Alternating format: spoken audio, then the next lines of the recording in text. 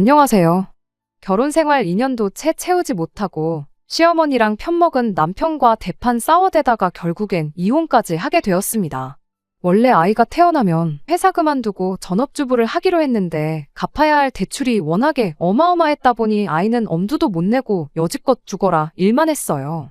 그런데 이혼한 지금에 와서는 정말이지 아이 없는 게 참 다행이구나 싶기도 하네요. 사실 저희가 신혼집을 조금 무리해서 구한 감이 없지 않아 있었습니다. 물론 집이 자가이다 보니 다른데 비교할 것도 없겠지만 당장 금리도 전에 없이 높은 상황에 저는 집을 구하는 데 있어서 조금 시간을 두고 싶었거든요. 이 부분에 있어서는 저희 친정 부모님도 같은 의견이셨고요. 신혼부부를 위한 전세 대출 제도도 잘 되어 있다 하고 무엇보다 당장 이자 부담이 훨씬 덜한데 일단 형편에 맞춰서 신혼집을 구하는 게 맞다고 생각한 거죠. 그래서 결혼 전에 남편에겐 어느 정도 제 의견을 이해시키는데 성공했지만 결국엔 시어머니 고집을 꺾지 못해서 자가로 집을 구하게 되었네요. 그리고 말이 나왔으니 말이지만 사실 저희는 반반 결혼을 염두에 두고 있었거든요. 그런데 시어머니가 저희 앞으로 돈 얼마 보태주시고 살고 계신 집으로 담보대출까지 받아서 돈을 더 보태준다고 무조건 자가로 집을 구해야 한다는 거예요. 돈은 일해서 버는 게 아니라 부동산으로 버는 거라면서요. 그때 어떻게든 시어머니 고집을 꺾고 뜯어말렸어야 했는데 하지만 그때 당시 뉴스에 전세 사기니 어쩌니 하는 이야기가 돌았기도 하고 그러니 괜히 사람들이 자가자가 노래를 부르겠어? 싶은 게 그래서 이왕 이렇게 된 거 좋은 게 좋은 거라 생각하는 게 좋겠다 싶었습니다. 그렇다 보니 상황이 이렇게까지 된 부분에 있어서 저도 아무런 잘못이 없다고 하기는 조금 그렇네요. 한편 신혼집을 구하는 데 있어서 매물을 알아보고 하고 말 것도 없었어요. 이제 집을 보러 다녀야겠다라는 생각이 들었을 때쯤 시어머니가 집도 다 골라놓았으니 뭐 알아볼 것도 없다고 잔금 치르는 날짜를 저한테 통보해왔거든요. 위치는 시댁에서 꽤나 가까운 동네에 있는 구축 아파트였습니다. 한 동네라고 봐도 무방한 거리였지요. 그리고 저희 신혼집이 결혼할 당시만 하더라도 대건축 관련 기사가 아파트 이름으로만 검색해도 상단에 몇 개나 쏟아져 나올 만큼 유명한 아파트였어요. 그러니 이미 시어머니가 저희한테 돈을 해주겠다는 시점부터 그 집을 마음속에 찜을 해놓은 상황이었던 거예요. 그래서 저희한테는 말도 없이 계약까지 다 해놓고 잔금 치르는 날짜를 통보해 오셨던 거고요. 그리고 그 때문인지 재건축만 되면 앉은 자리에서 집값이 2배를 번해만해 하면서 다른 집 알아볼 생각 말고 이 집에 신혼살림 차리라고 아주 강하게 나오셨지요.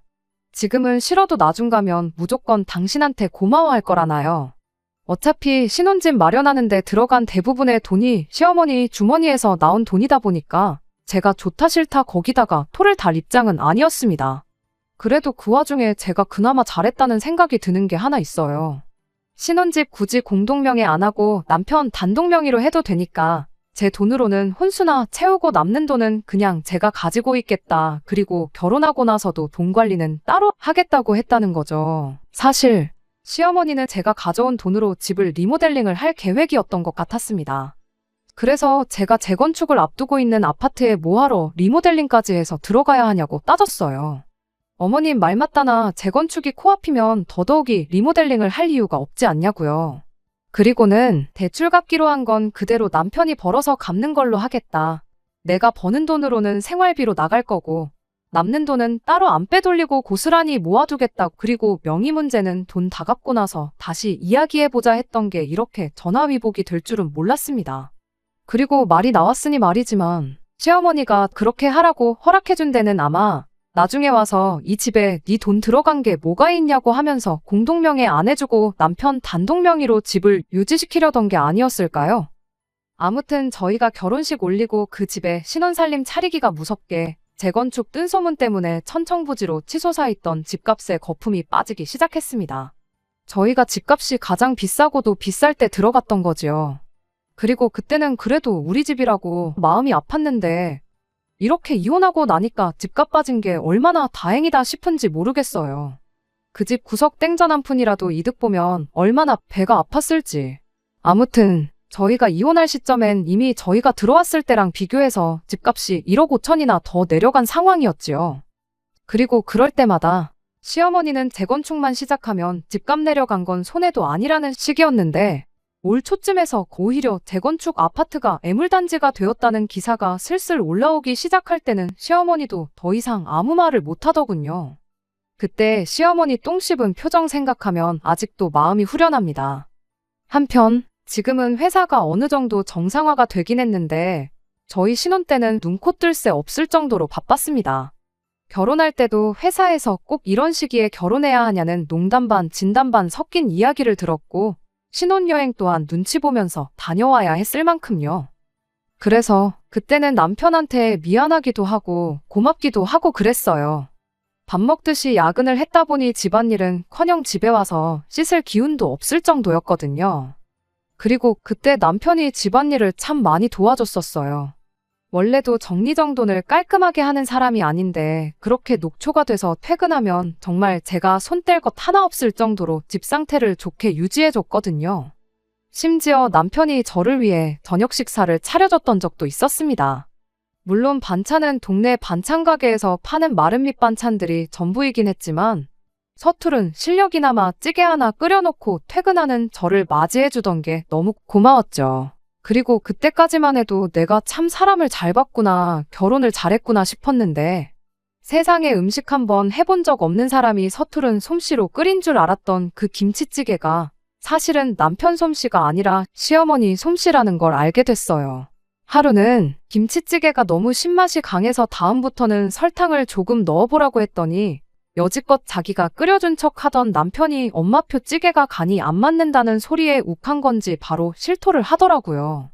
며느리가 시어머니 손맛 가지고 왈가왈부하는 게 맞냐면서요. 그리고 저는 그렇게 시어머니가 저희 집에 남편 먹을 밥을 가져다 주고 있었다는 걸 처음 알게 되었습니다. 그런데 남편은 남편대로 아차 싶었는지 구구절절 변명을 늘어놓기 바쁘더라고요. 뭐라더라. 시어머니께서 음식을 넉넉히 하셨다며 남편더러 퇴근길에 들려서 가져가라고 하셨다나요. 그런데 사실 어머니가 아들밥 챙겨준다는데 그게 뭐라고 별 신경 안 썼어요. 오히려 고맙기까지 했죠. 제가 밥당번은 아니지만 그래도 매번 야근 때문에 같이 저녁 식사도 못하는데 부탁도 안 드렸는데 저렇게 알아서 챙겨주시면 제 입장에서는 땡큐였지요. 시어머니 손맛이 제 입에 안 맞는 건 어쩔 수 없었지만 그래도 한푼이 아쉬운 와중에 몸에도 안 좋은 배달음식 시켜 먹는 것보다야 100배 1000배 낫다고 생각했습니다. 그런데 언젠가부터 기분이 조금 이상하더라고요. 밥도 시어머니가 챙겨준다는 걸 알게 되었는데 집안일이라고 남편이 하고 있으려나 싶었거든요. 그리고 아니나 다를까 그 의심이 얼마 지나지 않아서 확신이 되고야 말았습니다. 그래도 회사가 그렇게 1년을 고생하니 그 이후부터는 차츰 바쁜 게 줄어들기 시작했어요. 코로나 특수 끝나면서 올랐던 매출이 불경기 때문에 다시 내려가기 시작하면서 일거리가 자연스럽게 줄어들었거든요. 그러니 자연스럽게 야근도 그만하게 되었고 복지로 나왔던 법인카드까지 반납하게 되었습니다. 그게 참 요긴 했는데 그것만큼은 아직도 아쉽네요. 아무튼 저희 회사의 야근이 사라진 그날 정말 결혼하고 처음으로 5시 땡치자마자 자리에서 일어나 퇴근을 했어요. 오랜만에 만끽하는 칼퇴의 기분이 그렇게 좋았는데 집에 도착하자마자 그 좋았던 기분이 순식간에 안 좋아지기 시작했습니다. 제 예상대로라면 평소대로 제 퇴근 시간에 맞춰 식사 준비를 하고 있어야 할 남편의 모습은 보이질 않고 빈집에서 혼자 연락에 반찬을 만들어대는 시어머니만 보였으니까요. 그리고 그제서야 남편이 저를 위해 준비하던 식사가 실은 시어머니가 아들을 위해 차려둔 음식이었고 남편은 그런 시어머니의 출입을 숨기고자 마치 자기가 저를 위해 식사를 준비한 것처럼 연기를 해오고 있던 거란 게 마치 퍼즐 조각이 맞춰지듯 제 머릿속에서 맞춰지기 시작하더라고요. 그리고 그제서야 그간 그렇게 정리가 되어 있던 집안도 실은 전부 시어머니가 한 일이었단 걸 알게 된 거죠. 시어머니가 빈집에 와서 밥하고 빨래해주고 청소해주고 그게 대체 뭐가 문제냐 하실 분들도 계시겠지만 문제는 정리정돈을 너무 구석구석까지 했다는 게 문제였어요. 제 서랍에 개인적인 물건들까지 전부 정리되어 있었던 적이 있었거든요. 거기에 제 통장이며 귀중품이며 다 들어있었고요. 그런데 그걸 건드린 사람이 다른 사람도 아니고 시어머니였다니.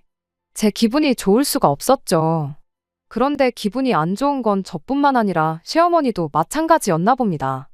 10시는 돼야 퇴근한다던 네가 지금 이 시간에 웬일이냐는 표정으로 저를 빤히 쳐다보고 있었거든요. 그래서 이제 당분간 야근은 없을 것 같고 5시 되면 퇴근해서 이 시간쯤 집에 오는 게 내 원래 정상 스케줄이었다고 하니 시어머니도 더는 저한테 뭐라 말을 못 하셨는데 저는 저대로 저희 집에 있는 시어머니가 못마땅했고 시어머니도 제가 있다는 게 불편했는지 저를 엄청 신경 쓰는 것 같아 보였습니다. 아무튼 그렇게 두 사람 사이에 불편한 공기만 계속해서 흐르고 있었어요. 그리고 그렇게 1시간쯤 지났을까? 퇴근한 남편이 집에 들어왔는데 남편 또한 웬일로 자기보다 먼저 퇴근한 저를 보고 엄청 당황한 눈치였습니다. 이 시간에 당신이 여기 왜 있냐면서 마치 내 집에 내가 있으면 안 되는 것처럼 말을 했거든요. 야근이 없어졌다는 소리에 지금 시어머니가 있는 이 상황을 어떻게 저한테 납득시켜보려고 말까지 떨면서 말이에요. 그런데 뭐 이미 제가 시어머니가 집안일을 하고 계신 건 직접 못 봤어도 집에서 음식 하시는 건 직접 봤는데 뭐라고 변명을 할 수 있겠나요? 결국 남편은 제 앞에 그간 시어머니가 집에 와서 집안일도 대신 해주고 식사 준비도 전부 다 해주셨다 실토를 해왔습니다. 설마 싶긴 했는데 아니었으면 좋겠다고 생각한 게 있어서 그런가 시어머니가 그간 신혼집에 들락날락하면서 대신 살림을 해줬다는 사실에 기분이 묘했습니다. 무엇보다 남편이 그간 저를 위해 자기가 고생한 것처럼 포장했던 게 제일 배신감이 컸어요. 제가 불편해할까봐 숨겼다지만 이유야 어떻게 되었던 간에 저한테 거짓말을 했다는 거잖아요. 시어머니가 왔다고 하면 제가 경기를 일으킬 것도 아니고 그랬구나 하면 되는 건데 응당 제가 며느리니까 시어머니가 왔다 갔다 하면 싫어할까봐 그랬다고 저를 배려해주는 것처럼 이야기를 하는데 어이가 다 없더라고요. 그래서 일단 남편한테 이야기 좀 하고 싶으니 방으로 좀 와달라고 했어요. 다른 건 몰라도 나한테 굳이 거짓말을 했던 것만큼은 사과받고 싶었거든요. 그렇게 되면 시어머니가 나 없을 때 집에 와 계시는 걸 가지고 딱히 크게 문제를 키울 생각은 없었어요. 대신 앞으로 집 정리를 해주시려걸랑 제 서랍이나 제 개인 물건은 안 도와주셔도 된다고 그 말 한마디만 하고 끝낼 생각이었습니다. 그런데 방문을 열고 들어온 건 현관문 앞에서 사시나무 떨듯 벌벌 떨면서 있던 남편이 아니라 시어머니였습니다. 시어머니가 방문을 벌컥 열고 들어와서는 지금 이게 뭐 하자는 짓이냐면서 저한테 다짜고짜 화를 내기 시작했어요. 어떻게 시어머니가 시퍼렇게 눈을 뜨고 있는데 남편을 방으로 데려가서 바가지 긁을 생각을 하냐면서요. 그리고 저한테 언성을 높이며 역정을 내기를 오히려 당신이 저한테 할 말이 많다는 겁니다. 다른 사람도 아니고 시어머니가 며느리 힘들까봐 일찍부터 며느리 사는 집 와서 식사 준비도 해주고 집안일도 다 해주는데 감사하다고 용돈 같은 거라도 내 손에 쥐어줄 생각을 하기는커녕 시자가 여기서 뭐 하는 거냐고 따져 물으려고 시어머니 앞에서 남편을 들들 볶을 생각을 하냐고요. 그리고 그렇게 되니까 남편도 덩달아 시어머니 뒤에 숨어서 저한테 목소리를 높이기 시작했어요. 엄마 말이 맞다고 네 할 일을 엄마가 대신 해준 건데 감사하다고 해야지 왜 기분 나빠하냐고요. 오히려 남편 밥도 안 챙겨주고 집안일 시키는 며느리한테 시어머니가 화를 내는 게 정상이 아니냐고 따지고 들더라고요. 난데없이 두 사람이 쌍으로 덤벼드는데 솔직히 기분이 나쁜 것도 나쁜 거지만 어이가 없었습니다. 남편한테 내가 뭐 밖에서 놀다 왔냐고 곧바로 따져 물었죠. 그리고 일단 시어머니한테도 한마디 했습니다. 어머님 여기 저 도와주러 오신 거냐고. 제가 제때 퇴근해서 아들 먹을 밥이며 집안 살림까지 다 해놓는 상황이었으면 여기 오시긴 하셨을 거냐고요. 그리고는 아들 도와주러 오신 걸 왜 자꾸 며느리를 도왔다고 하시는지 이해 안 된다고 했습니다. 며느리를 도와주러 오셨다고 말하고 싶으시면 그간 아들 대신 집안일을 해줄 게 아니고 집안일 하나 할 줄 모르는 아들이 사람구실하게 청소기 돌리는 방법이나마 가르쳐 주시는 게 맞는 거 아니냐고 따졌어요. 그랬더니 시어머니가 이젠 마누라가 하늘 같은 남편한테 집안일 시키는 걸로 모자라 시어머니 말에 말대꾸까지 한다면서 아주 세상 꼴 잘 돌아간다 한탄을 하시더군요. 그리고 그렇게 나오시니 제가 한마디를 더 하지 않을 수가 없었습니다. 이참에 정확하게 짚고 넘어갈 건 짚고 넘어가야겠다 생각도 했고요. 맞벌이 하는데 맞살림은 당연한 거 아니냐고요. 그랬더니 시어머니가 그래도 어떻게 아내가 돼서 남편한테 집안일을 시킬 생각을 하냐면서 늦게라도 퇴근했으면 하는 척이라도 했어야 하는 거 아니냐입니다. 집안일 그깟게 뭐 엄청난 거라고. 밥은 소치하고 청소는 청소기가 해주고 빨래는 세탁기가 알아서 다 해주는데 뭐 그게 엄청 대단한 일이냐고 유세를 떠냐고요. 그리고는 당신은 평생을 해온 일이라고. 그런데 며느리 잘못 둔 탓에 지금도 이러고 있다면서 저를 자꾸만 속 좁은 사람을 만들기 시작했어요. 시어머니가 신혼집에 문 따고 자유자재로 드나드는 것부터 며느리 물건 몰래 뒤지는 거에, 그리고 그걸 시어머니 감싸주겠다고 저한테 거짓말을 일삼던 남편까지. 무엇 하나 제가 화를 내지 않을 이유가 없는데 오히려 제가 속 좁고 잘못한 사람이 되어 있는 게 어이가 없었습니다. 그래서 저도 시어머니한테 한마디 했어요. 어머님은 맞벌이 안 하시지 않았냐고. 저도 전업주부였으면 어머님이 아버님한테 하셨듯이 똑같이 할 생각 있다고요. 원래도 결혼하면 전업주부를 할 생각이었는데 어머님 덕분에 형편에도 맞지 않는 신혼집 하나 잘못 구했다가 이게 뭐냐고. 벌써 1년 사이에 집값이 얼마나 떨어졌는지 누구보다 잘 아시지 않냐고 따졌죠. 남편 혼자 벌어서 생활비에 대출금까지 전부 감당되면 나라고 일하고 싶겠냐고. 당장 회사 그만두고 어머님처럼 살 수 있다고요. 사실 시어머니한테는 저희 신혼집이 영린 같은 존재나 다름없었어요.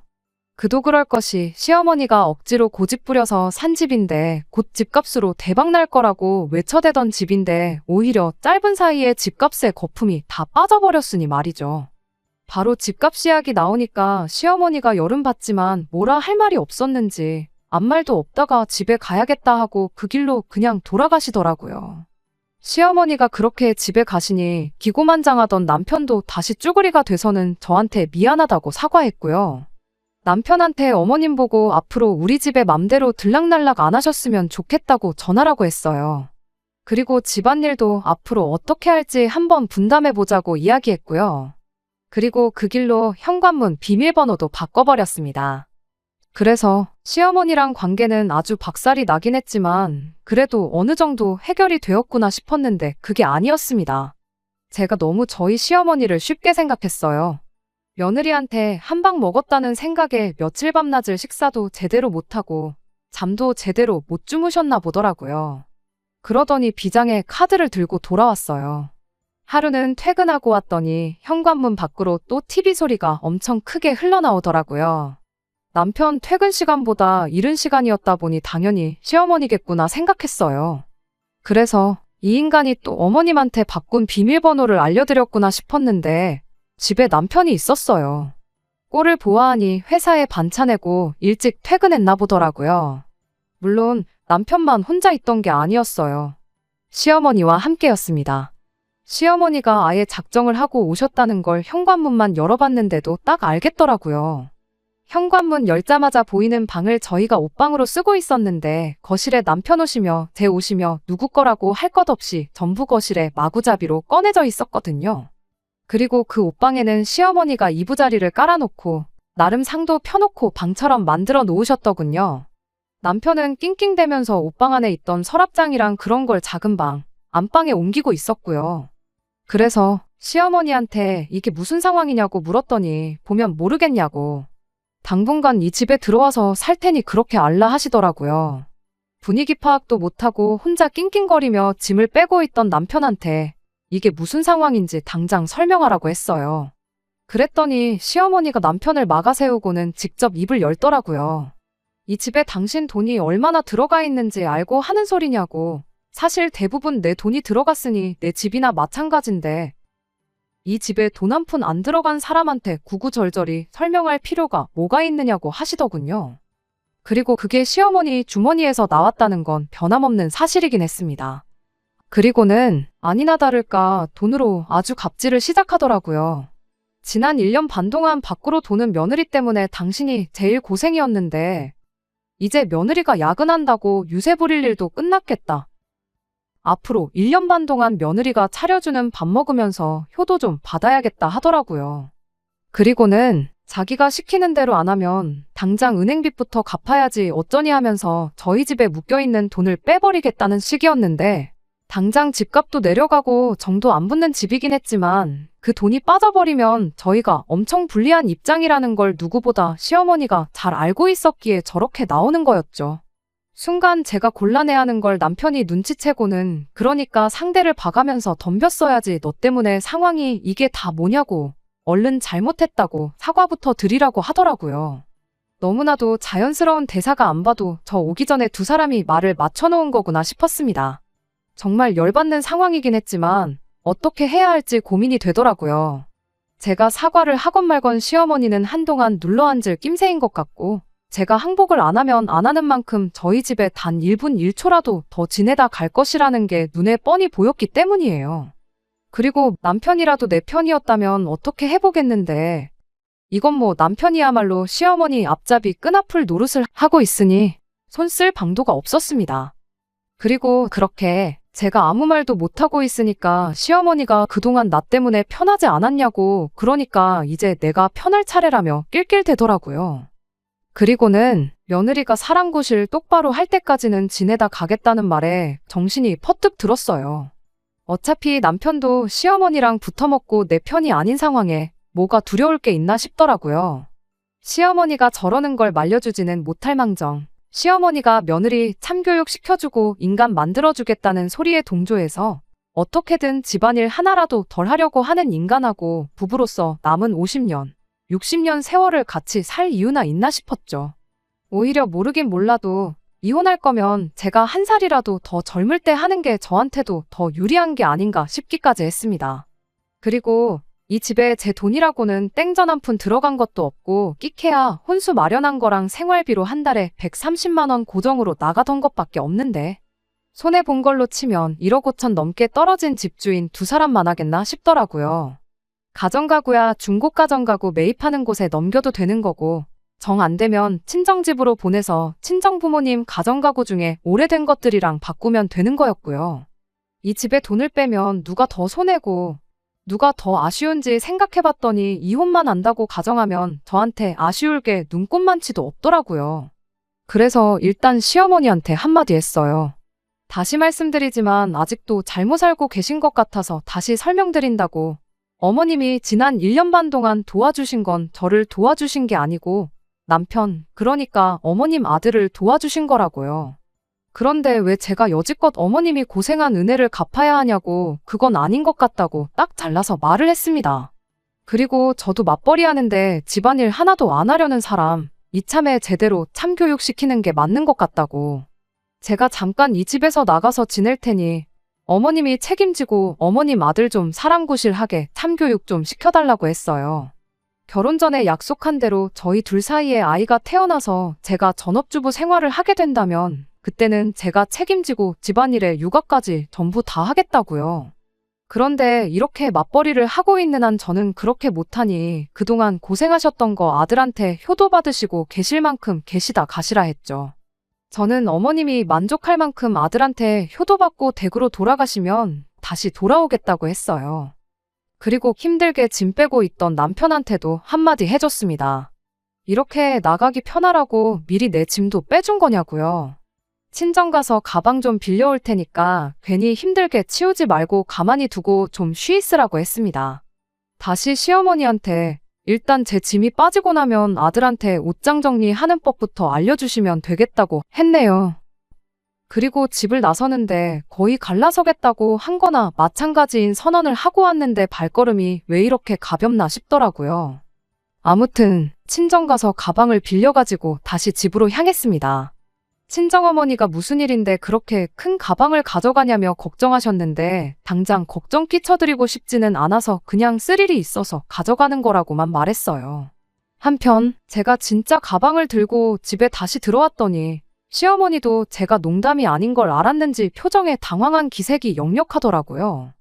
게다가 제가 콧노래 부르면서 짐을 싸기 시작했더니 시어머니가 갑자기 꼬리를 내리시더군요. 둘이서 잘 지내는 것 같은데 애들도 아니고 어련히 잘하겠냐며. 생각해보니 괜히 당신이 참견하는 것 같다고 그냥 집에 돌아가시겠다면서요. 부부간에 신뢰는 있는 대로 박살을 내놓으시고 이제 와서 상황이 불리해지니 내빼신다니 어이가 없었어요. 그래서 어차피 저 야근 때문에 퇴근이 늦는 동안 저 모르게 아들 밥도 챙겨주시고 아들 대신 집안일도 해주셨던 거 아니셨냐고.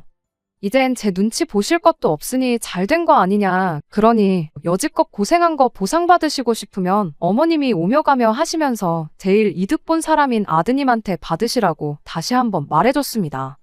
그리고는 짐 싸는 거 5분이면 끝난다고. 5분만 있으면 며느리는 이 집에서 없는 거나 마찬가지니 가족끼리 오붓하게 시간 보내시라고 말하고 나왔어요. 그런데 막상 나오니 솔직히 친정 말고 갈 곳이 따로 없더라고요. 길게 버텨봐야 근처 숙박업소에서 하루 이틀이지 주말 지나서 출근할 생각을 하니까 답도 없더군요. 그래서 결국 친정집으로 다시 찾아갔죠. 벼랑간 딸이 집에 찾아와 가방을 가지고 가더니 2시간도 안 지나서 짐을 가득 채워 돌아왔으니 친정부모님 근심이 이만저만이 아니셨어요. 시집 보낸 딸이 멀쩡한 신혼집 냅두고 친정에 와 있는 것도 못마땅하셨겠죠. 왜 멀쩡히 잘 지내다가 갑자기 별거를 하냐고 물으시길래 하는 수 없이 자초지종을 설명해드렸습니다.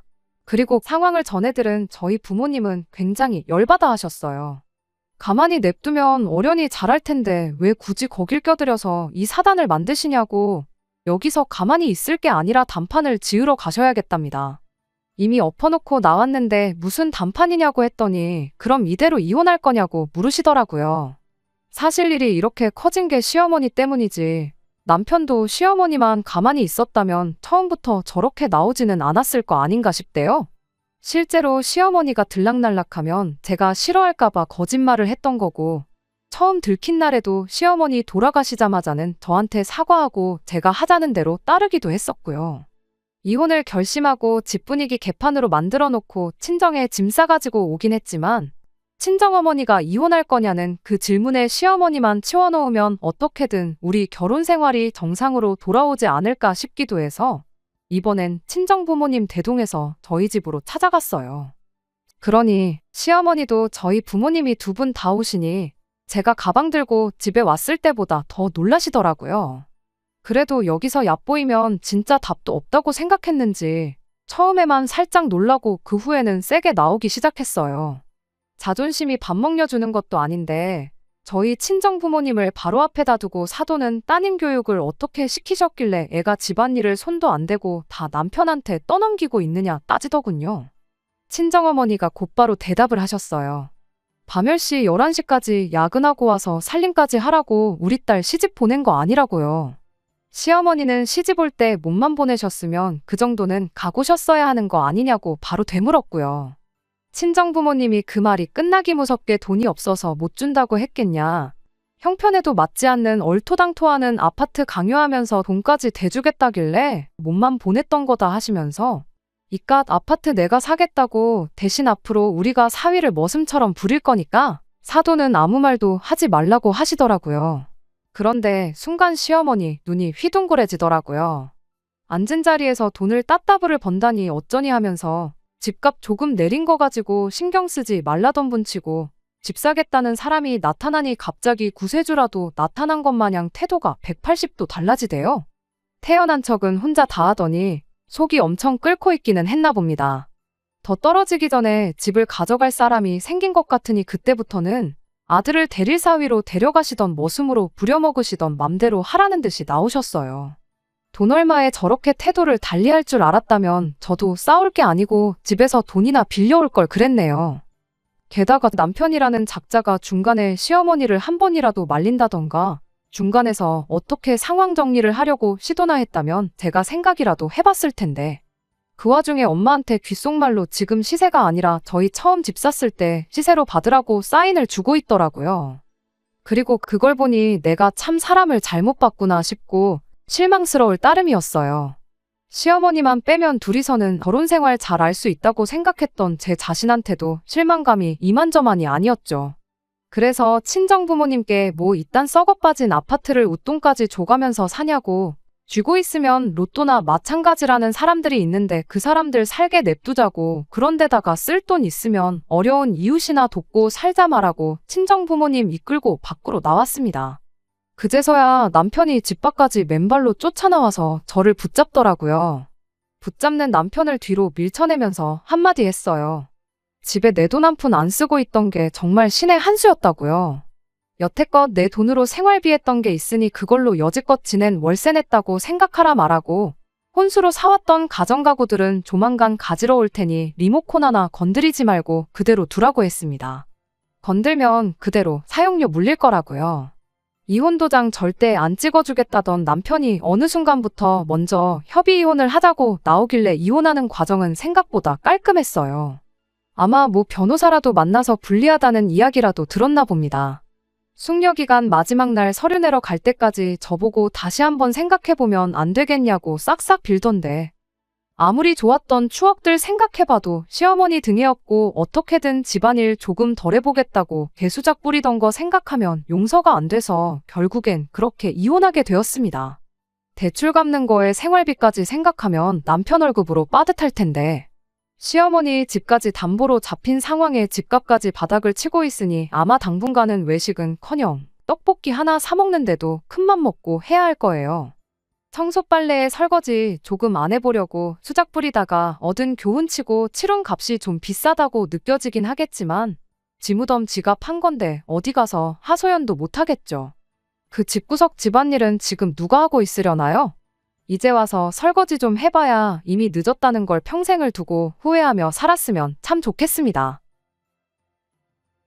끝까지 들어주셔서 감사합니다. 오늘의 사연은 여기까지입니다. 구독과 좋아요, 알람 설정 부탁드리고 더 좋은 사연으로 다시 찾아뵙겠습니다. 감사합니다.